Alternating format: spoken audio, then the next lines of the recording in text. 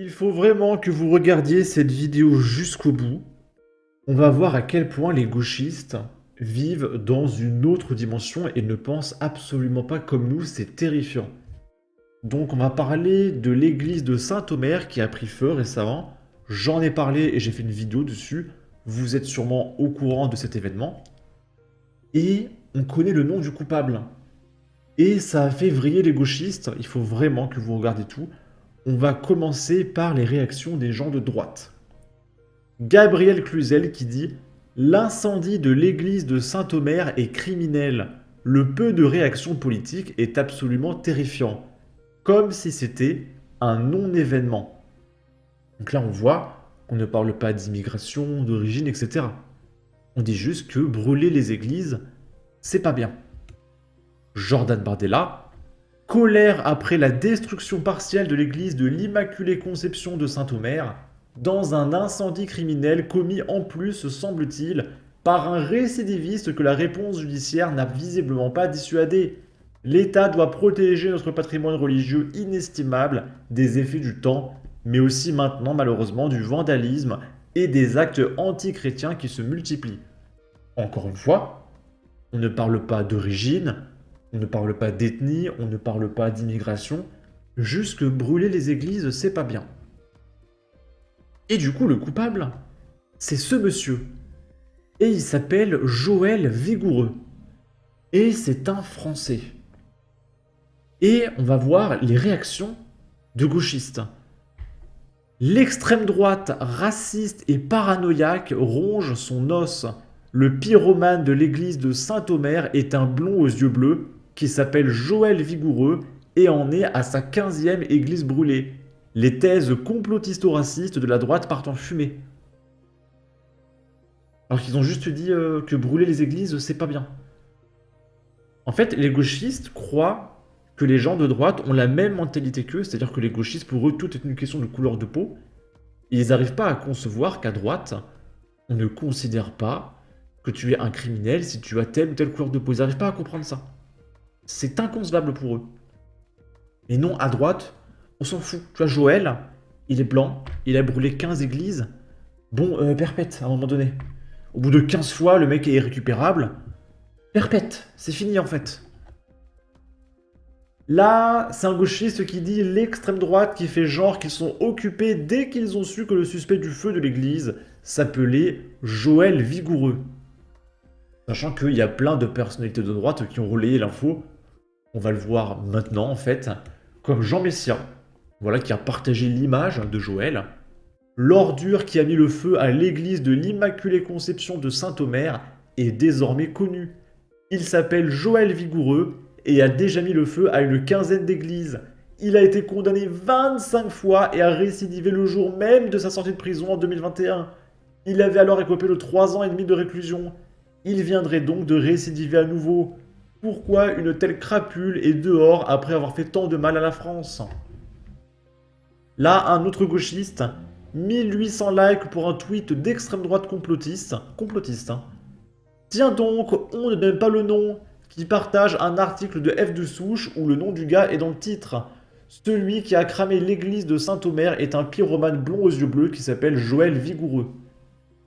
Alors vous allez voir, on a des infos sur Joël. Mais je veux vraiment que vous voyez toutes les réactions de gauchistes. L'extrême droite et ses news en PLS. Il s'appelle Joël, il est blanc aux yeux bleus, la tuile. Joël Vigoureux, un fanatique pure souche d'extrême droite, donc il est d'extrême droite Joël, hein, d'accord, qui a brûlé l'église. Il faut protéger la France des électeurs du Rassemblement National, si inquiétant et dangereux. Donc Joël Vigoureux serait un électeur du Rassemblement National, d'extrême droite. Restez jusqu'au bout les copains, on n'est qu'à 4 minutes de vidéo. L'église de Saint-Omer est brûlée, le suspect s'appelle Joël, bien blanc, bien français, l'extrême droite en sueur, bande de gros débiles de merde. Et là, c'est F de Souche qui partage. Oh, outre le rap, les voitures et le S, le suspect Joël Vigoureux suit sur Facebook du contenu antiraciste. Oh, sur la cause de peuples, dont celui palestinien et sur l'islam. Et donc là, c'est le compte de Joël Vigoureux, et c'est l'onglet toutes les mentions j'aime. Donc c'est ce qu'il a liké. Donc Conseil représentatif des associations noires, NNAS, donc c'est une marque de vêtements soutenant les peuples opprimés et collaborant avec des associations en leur reversant des fonds grâce à vous. Et donc il y a un drapeau palestinien, c'est un t-shirt Palestine, etc. L'association CRAN, qui a pour but de lutter contre les discriminations que subissent les populations noires en France. Il a liké des vidéos directement arabes, donc peut-être qu'il est bilingue, je sais pas, peut-être qu'il est arabe. Oh, bah ça alors, j'en tombe des nues. Lilith qui dit nous tombâmes des nues. Il y en a qui transpirent l'intelligence et d'autres qui semblent être en apnée définitive. Je me disais bien, le jobard de compétition. Et là, c'est un mème de Éric Zemmour qui fait oh alors, comme c'est bizarre. Et du coup, là, c'est Clémentine Autain qui va nous parler de l'extrême droite. Et ça va être très révélateur de la pensée de gauche. Je vais mettre un filtre anti-droit d'auteur, on est sur Sud Radio, écoutez bien ce qu'elle dit. Leur couleur de peau fait que ils sont contrôlés quand moi, je ne suis jamais contrôlé, j'ai jamais été contrôlé. Vous voyez. Donc selon Clémentine Autain, encore une fois, les gauchistes, s'il y en a qui se font contrôler, c'est uniquement à cause de leur couleur de peau, et rien d'autre. Pour un gauchiste, absolument tous les aspects de la vie sont liés à ta couleur de peau. Ce qui est au passage une forme de racisme absolument terrifiante. Alors, Clémentine Autain, si tu n'es pas contrôlé par la police, c'est parce que tu portes une veste à 5000 €, et sous ta veste à 5000 €, il y a un petit t-shirt en col en V qui a sûrement coûté 2000 € également. Tu as des boucles d'oreilles, du maquillage, etc. Je serais policier, je pense que je ne te soupçonnerai pas d'être une criminelle. Même si tu es de gauche, hein, d'accord? En revanche, si je vois un mec dont je me fous de la couleur de peau, qui a un bonnet, avec une casquette sur le bonnet, un pantalon qui tombe un petit peu sur les fesses, avec des bagues en or, une chaîne autour du cou, et je sais pas, des dents en or, des tatouages, des machins, ben je vais aller le contrôler. Voilà. Et c'est pas du faciès. C'est à la tenue vestimentaire du mec. Un mec comme Carlos Martins Bilongo, de ton parti, je ne crois pas qu'il se fasse contrôler. Hein, le mec, il a des costumes à 5000 €, des chaussures de ville à 1000 €. Je pense pas qu'il se fasse contrôler, Martos Bilongo. D'accord? J'ai dit Martos, on s'en fout. Ils me font bégayer, bref. On remet. J'ai 51 ans, j'ai jamais eu un contrôle de pièce d'identité. On m'a jamais demandé mon papier d'identité des policiers. Donc, faut entendre ça. Donc, quand nous on dit il faut un récépissé pour lutter contre le contrôle au faciès, il faut arrêter l'impunité contre les violences policières.